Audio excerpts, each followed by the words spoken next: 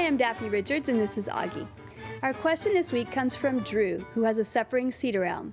The tree was native to the lot when his house was built a few years ago, and was one of the reasons that he chose to buy the house.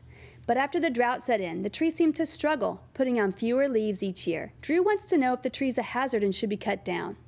Well, aside from its increased decline, the tree actually looks quite stable. And since there are no structures nearby and the limbs are so small, if one breaks, it's not likely to hurt anyone or cause any damage. The wounds on the side of the tree occurred a very long time ago, and the tree's healed the best it can.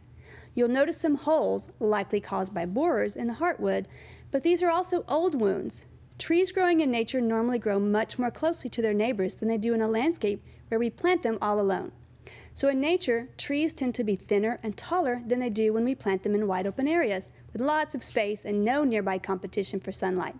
When trees are cut down to build homes, but a few are left to enhance the appeal of the lot, the trees left behind may struggle with the removal of their neighbors. And if the root zone's not protected, heavy equipment can compact the soil and cause the tree to decline. With Drew's tree, there's another complicating factor, mistletoe, which is a parasitic plant that will eventually kill the tree. The infestation of mistletoe here is quite thick, so I'm sorry to tell you, Drew, your cedar elm is not long for this world. But the good news is it's pretty small, so it shouldn't be too hard to cut down. Small conciliation, I know.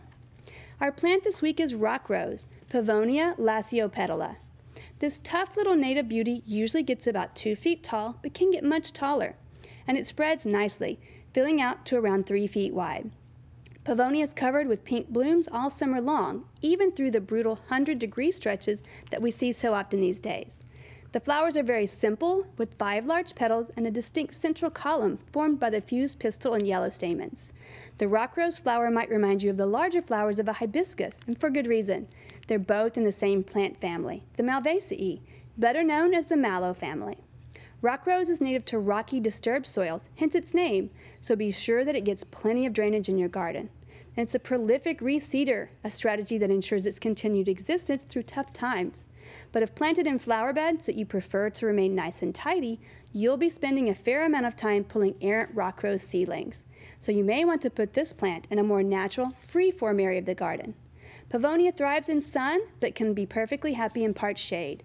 And with just a little bit of supplemental irrigation, maybe once a week or so, during the driest times, it keeps right on growing through our awful heat. It does tend to wilt during the day, but that doesn't mean that it needs water.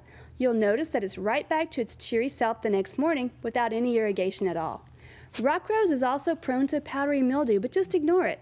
The plant certainly does.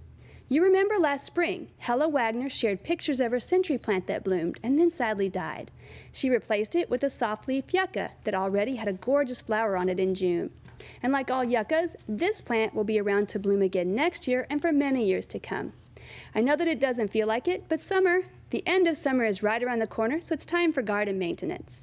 We'd love to hear from you, so please visit us at klru.org/ctg with your questions and plants of the week from your garden.